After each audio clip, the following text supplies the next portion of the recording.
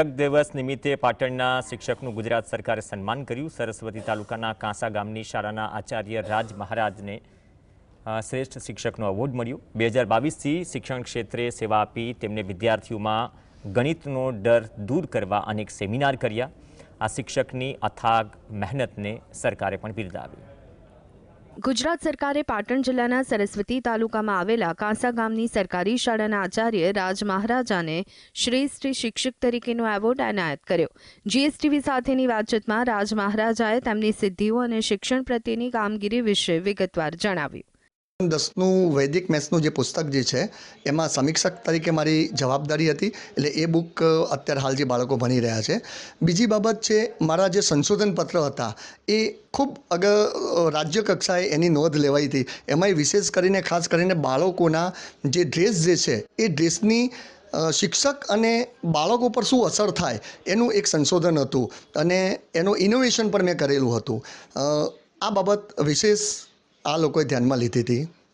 વર્ષ 2002થી રાજ મહારાજા કાંસાની એસપી હાઈસ્કૂલમાં માધ્યમિક શિક્ષક તરીકે સેવા આપી રહ્યા છે।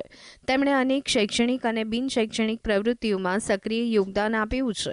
વિદ્યાર્થીઓમાં ગણિતનો હાવ દૂર કરવા રાજ મહારાજાએ ઝડપી ગણતરી થઈ શકે તે માટે વૈદિક ગણિતની પદ્ધતિને વ્યાપક બનાવી છે। આ માટે તેમણે અનેક સેમિનારનું આયોજન કર્યું છે। રાજ મહારાજાએ મજાનું ગણિત અને સરળ ગણિત જેવા ખૂબ લોકપ્રિય પુસ્તકોનું પણ લેખન કર્યું છે। પરીક્ષાના ડરને દૂર કરવા ધોરણ 10ના વિદ્યાર્થીઓ માટે તેમણે અનેક મોટિવેશનલ કાર્યક્રમ કર્યા છે। હું વિશેષ ભાર આપું છું। વૈદિક મેથ્સ બાળકોને એક તો ઝડપી ગણતરી કરાવે।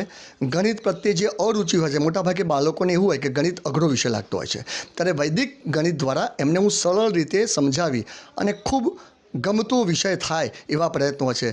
માત્ર મારી શાળા જ નહીં, પરંતુ જ્યાં જ્યાં મોકો મળે ત્યાં અને પાટણ જિલ્લામાં વિવિધ આના સેમિનાર દ્વારા બાળકોને સમજાવવા અને શીખવવા માટે પ્રયત્ન કરતા રહીએ છીએ।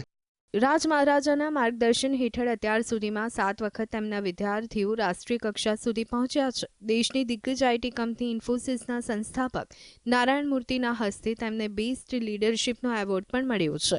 શિક્ષણ અને સમાજ સેવાના અદ્ભુત યોગદાન બદલ તેમને અનેક સંસ્થાઓ તરફથી સન્માનિત કરવામાં આવ્યા છે।